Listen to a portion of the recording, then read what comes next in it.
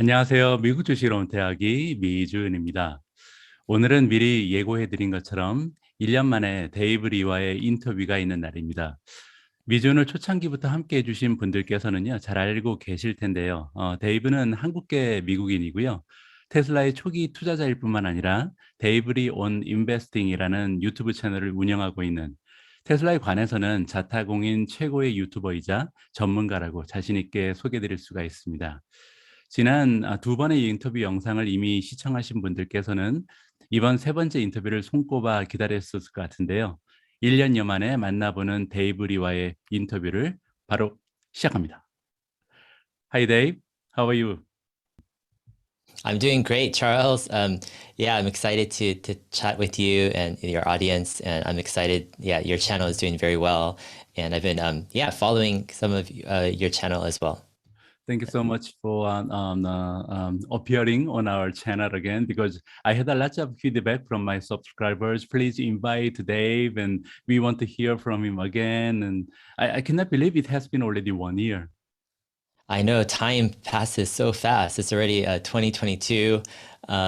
Yeah, and hopefully things will get a little bit back more to normal after, the whole COVID crisis we've all had in the past few years. Yeah, that's right. When we spoke to each other for the first time, we thought maybe it'll be only a few months and everything will go back to normal, but it's already more than 2 years. It's unbelievable.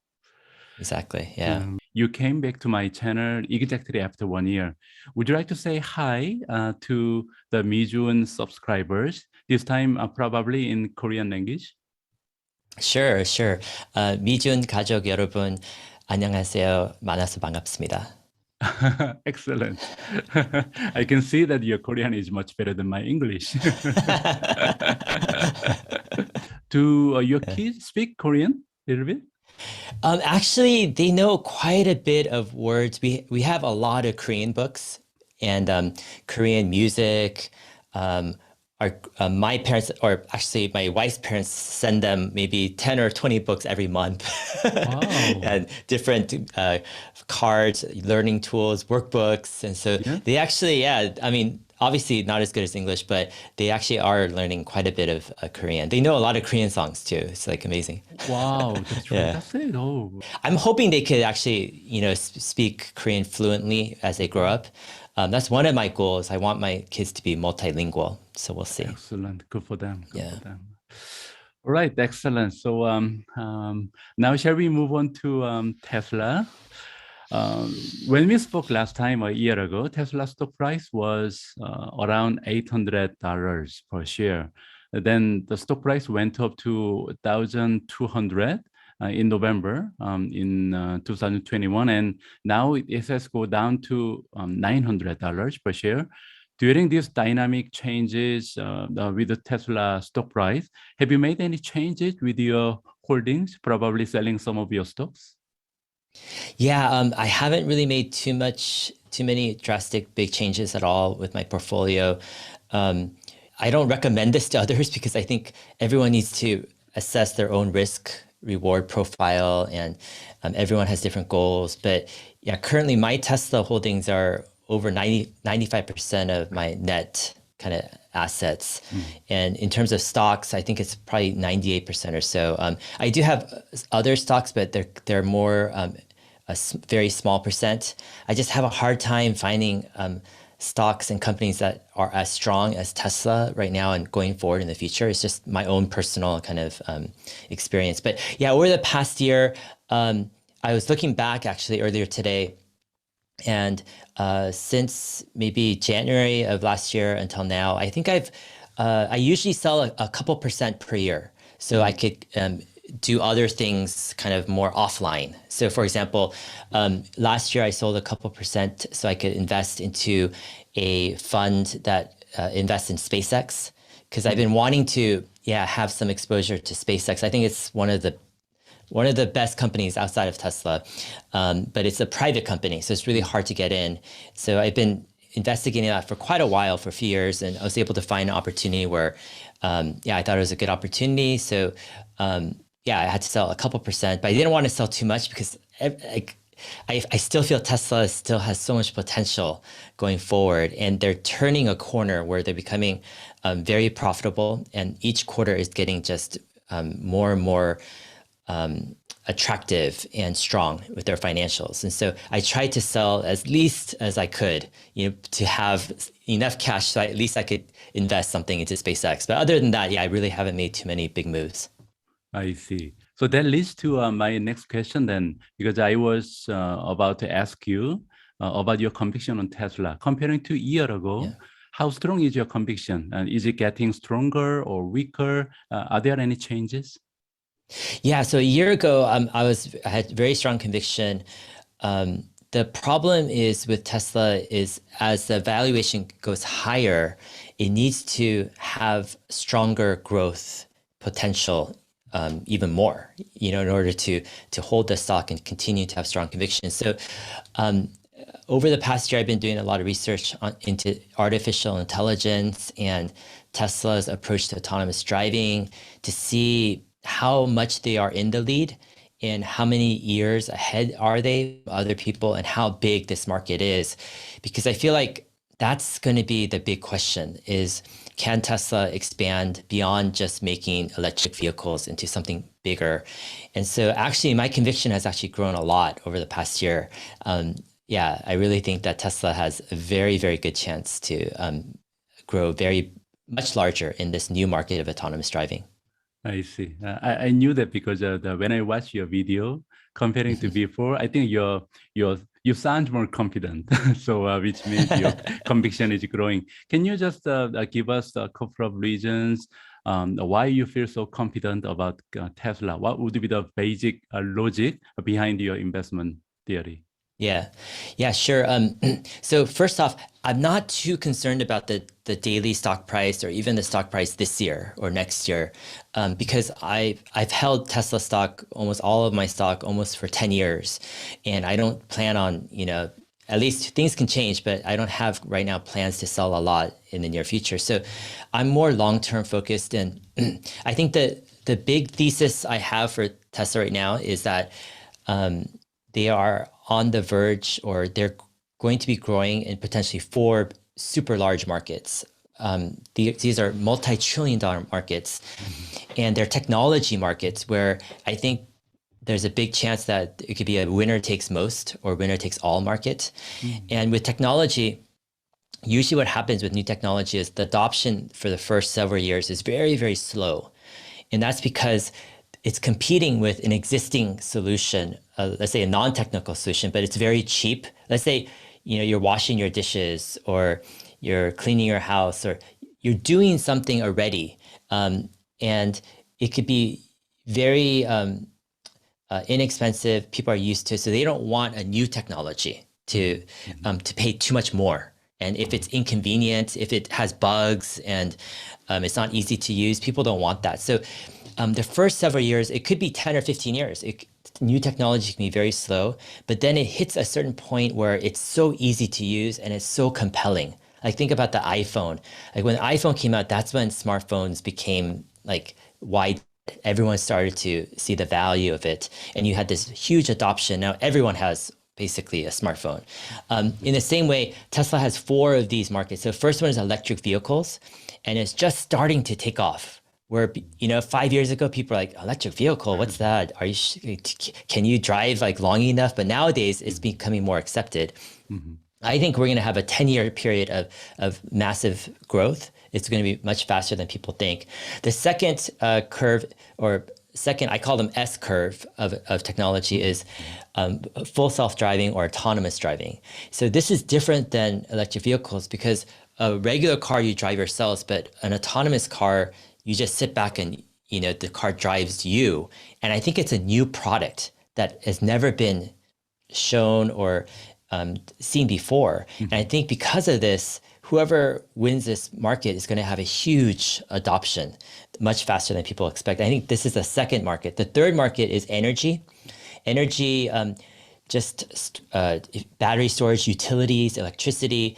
It's a huge market. And if Tesla in the next 5 or 10 years can continue their battery developments and have a breakthrough where they get significantly better batteries and others, I think they can make a big move in energy. And the fourth big market is AI robots. And this is a little bit in the future. I think it's going to take a while, but the idea is artificial intelligence is getting so good right now that before we know it, we're going to have robots that are going to be able to do many of the things that humans do. And eventually, they probably will be able to do almost everything that a human does physically. And whoever can take this market, it's really almost an unlimited market, because in the long run, perhaps robots can be making robots and their own factories, and it could just be very confusing time. But the idea is, Tesla, if they could do well in these four markets, they have a very, very long future ahead. And I don't see any company that is involved in so many big markets like Tesla, and who are in the early stages of each of the markets. And so that's kind of the long-term thesis or idea of why I'm so on the company. I see. So I can see that your conviction is coming from different layers of investment theory, 4 different S curves, starting from EV and self-driving, battery, and last of all, the Tesla bot. Yeah, exactly. In the case, I think we need to talk about Tesla bot, because I read one article. It was 1 or 2 weeks ago. Elon Musk was saying that Tesla bot is the most important product for Tesla in 2022. So what do you think about this new innovation? Any thoughts about it? Yeah, so I have a lot of thoughts. I've been thinking about this a lot. On one hand, I think it doesn't help Tesla stock in the near term, because Wall Street likes more finances. They want revenue now. They want profits now. They want focus right now. They don't like companies and CEOs who have many, many different pet projects, because most of them usually don't work out. So I don't think this is good for the stock price short term, but long term, I'm super excited, because I think this is the next step where Tesla needs to go to. Because think about it, if you are able to solve autonomous driving, then what do you do next as a company? You've solved like this huge, big area, and most of Wall Street would just want you to focus just on the current market and just becoming more profitable, like soaking up all the profits. But I think with Elon Musk and the Tesla team, they're always looking to help humanity on a bigger kind of scope. And I think the next level with artificial intelligence is to make something that's super useful to people in the physical world. Like, for example, you have a lot of elderly people who can't afford a full-time live-in helper, but have a hard time getting up, taking a shower, going to the bathroom, cooking their food, going places. But if you can have a robot that's very, very capable of helping and can actually help the person take a shower and go to the bathroom and cook some food and do things, this really changes a lot of society. I mean, especially because our world has so many people moving more into, older age. And so that's just one of maybe thousands or millions of examples of how technology can be used for the good. But this is the challenging part, is it also can be used for harm and for bad. For example, the government can use AI robots in the future to track people and control people and make feel like they can't say and do what they really want to do. So we need to navigate this well. And that's also why I'm excited why Tesla's doing it, because Tesla is able to, I think, at least right now, they have, I call it like a moral compass. They want to do more than just making money and maximizing shareholder value. They want to do something good for the world. Like, that was the genesis of Tesla, the company, right? Trying to accelerate the world to transition to sustainable energy. Sure.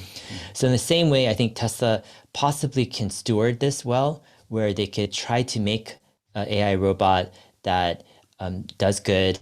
And if they can be the first and the best, they can take over most of the market and make it harder for other companies who might not have very good morals to come in and have a big market share. And by doing that, they're protecting kind of the world and humanity from maybe AI robots that would be used for the wrong purposes. So yeah, it's exciting on I think a lot of different levels.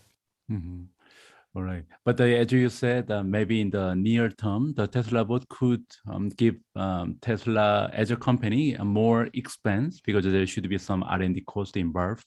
And what you are saying is in the long term, yeah. So maybe in about 10 years time, it could bring us additional momentum for the company. Yeah, exactly. I think it doesn't probably it doesn't cost that much more in revenue because they're using most of their full self-driving expenses because Tesla has had to create an entire full stack of artificial intelligence from the hardware, the cameras, to the computer in the car, to the neural nets, to training, to now they're doing their own AI chip and testing. So they do everything already. So it's not going to be that much more research. It's more Wall Street doesn't like things that don't have real revenue right now. And it's just more uncertainty and more risk. But on the flip side, Tesla has electric vehicles right now, which are growing so fast and they're becoming so profitable. I think that should kind of outweigh any negatives from, this far out future of robots. And also the big question though is when will Tesla be able to solve full self-driving? Because if they're able to solve that, right now there isn't any other major, I think, company that is in the same place where they're about to roll out generalized autonomous driving. Most companies, they do LiDAR and they just do a geo-fenced area and their cars are very expensive. You can't sell these cars to consumers.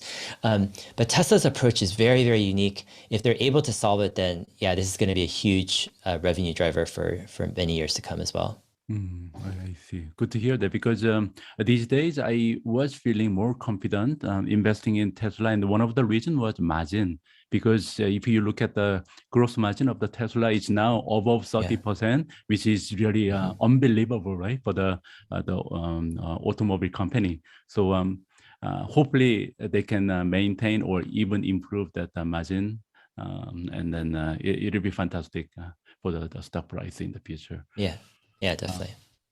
So talking about the stock price, do you see any big news or catalyst you are expecting to hear for the Tesla in the near future? What would you say to? Yeah, I think the big news of this year is probably the macro situation, just with the overall economy, inflation in the US, what the Federal Reserve will do. There's so many questions, and so there's a lot of anxiety overall in the investor mood. And so I think that's probably going to be the primary driver this year. Even if Tesla has a lot of great things happening, if the overall investor sentiment and mood is poor, then the stock still can go down. Tesla, the company, though, has so many catalysts, possible ones, if the market macro condition is good. For example, they're going to be ramping their Berlin and Austin factories this year. They have their new battery cells, which are the 4680, which are much cheaper. And they're improving their full self-driving every quarter. So hopefully more people will buy that option. But I think the biggest catalyst though is every quarter, will Tesla's financials be better than the previous quarter, and how much? And I think one thing that I think analysts still don't completely get with Tesla is they have a lot of operating leverage. So as their revenues increase, as long as Tesla can sell more cars like every quarter, as long as the demand is there, then when you get more revenue, they get better margins, gross margins, because you have more economies of scale. Your factories are producing more cars, but also you get better operating margins because Tesla's operating expenses don't change that much. Whether Tesla produces 1 million or 3 million cars a year, their operating expenses surprisingly don't change that much because the cost to make the car is factored into gross profits already. So it's called the cost of revenue. So the labor in the factories to assemble the car and all this stuff, that's already accounted for, not in operating expenses, but higher up in cost of revenue. So the operating expenses don't change that much. It's mostly R&D and SG&A. And so because of that, if the revenue goes up a lot, their operating profits will go up tremendously. And I think every quarter, that's why, people have been surprised, like how can Tesla, make already $3 billion almost in a quarter? And it's possible because that's what's happening. And if this continues, it's going to just get more and more confusing to analysts. How can Tesla make so much money? Yeah, it's because their operating expenses don't go up that much, and they get greater margins, and all of that goes back down to profit. So ultimately, I think that's the biggest catalyst. Every quarter, as long as there's demand for their cars, Tesla, I think, can show and surprise people with their operating leverage, their profits, basically, every year. Mm-hmm. Yeah, I agree, because I still remember just a year ago when we talked about Tesla, there was lots of arguments about is Tesla making profit or loss, because there was just some additional profits generated by the other company paying for the CO2 the level. Now it's all history. We don't talk about Tesla's profitability anymore, right? So that's unbelievable progress within a short time. Yeah, one thing is interesting is Tesla's operating margins, they've gone up from pretty much like 5% a year ago to 15%. But this past quarter, there were several one-time expenses that you could probably back out. So it could be closer to 17 to 18% operating margins if you remove some one-time expenses. And that's actually really good. That's like the best in the auto business. But what's interesting is Tesla hasn't even delivered 1 million cars in a year. That's right. And they're already at almost, let's say approaching 20% operating margins. I think it's possible, and personally, I think it's likely that Tesla goes higher and higher, and maybe in a couple of years they could reach mid 20% operating margins, and that is something that is mind blowing. Like nobody in the auto industry can even imagine, a car company getting mid 20 operating margin. It's just it's going to be surprising if it happens. Yeah, mid 20 would be other companies. Even gross margin cannot be a mid 20. The most of the car companies that generate maybe 15, 14% for the gross margin. So if we can deliver 20, 25% for the operating margin, that'll be only Tesla, nothing else. Yeah. And another interesting angle I was talking to my wife about yesterday is the auto industry has some natural moat or competitive advantage. There are certain industries that's easy to get into, like sometimes software. You just need to, have a software team and some money, and you could build a software company. Sure. A car company, though, it's very, very risky. Most of them don't succeed. You have almost unlimited liability. If you make a car and like 5 or 10 years later, there's a faulty part, you're still liable for that, the car. That's why you have to do all these, recalls. And the margins have been so low over many years. And it's very cyclical. So when the economy goes down, not many people buy cars. And so it becomes very risky for survival. And so this auto industry, naturally, people don't want to start a company in this field. It's just too hard, and it moves too slow too. It takes so long to make an auto company as well. And so in some ways, in the beginning, there's a lot of disadvantages, but once you reach a point of success, you have a long time before you can get disrupted because it's so hard for newcomers to come in. And so in the beginning, this was a disadvantage for Tesla because everyone thought Tesla would fail and they would give a discount to the stock price. But as Tesla becomes more successful, it becomes an advantage because it's hard for, say, a company like Google to start a car company because it's like they don't want to. It's just too much of a headache. And so it makes it where Tesla can become a little bit more sheltered. They have a bigger, moat or barrier to entry, and that helps it become a stronger, a more stable investment compared to a typical kind of high growth tech company, which is going to be, I think, more unstable and volatile. We already have several new companies joining the industry. For example, there are a few Chinese companies such as NIO and Li Auto, and also from America we have Rivian, also Lucid. Do you see any potential players who can go near Tesla in the future? Yeah. I think the best, the most interesting ones are, I think, XPeng and NIO in China, because I think China runs by different rules, and they can favor their domestic players. China has like some of the best supply chain domestically there. It's so cheap. They move so fast. And yeah, it's these Chinese companies are on a different level in terms of urgency and the pace of how fast they're moving things. They're really pushing forward with really good, cheaper cars. And I think I could see a future. I don't know when this will be, but yeah, I could see perhaps like, the auto industry becoming dominated by probably just 3 or 4 players, maybe. Like you have a Tesla, maybe an XPeng, a NIO or so, and then maybe 1 or 2 other car companies. Maybe if there's a car company that can change radically, or maybe there's consolidation too. Maybe some car companies have to join together or get bought out. Like for example, maybe Apple buys a company, like a Lucid, or Amazon buys a Rivian or something where there's some type of, I guess emerging, of these car companies plus the high tech. But yeah, I do think there are some competitors out there. But I'm not too worried because you have to, the market is so big. It's like, I call it a green pasture. It's just growing bigger and bigger and bigger. And it's not just a car market, it's an autonomous driving market, that hasn't even started yet. And so it's not going to be about fighting against each other and the other company. It's going to be about how each company navigates their own pace of innovation, how fast they innovate and how well they can do. So yeah, I'm not worried at all about other companies, yeah.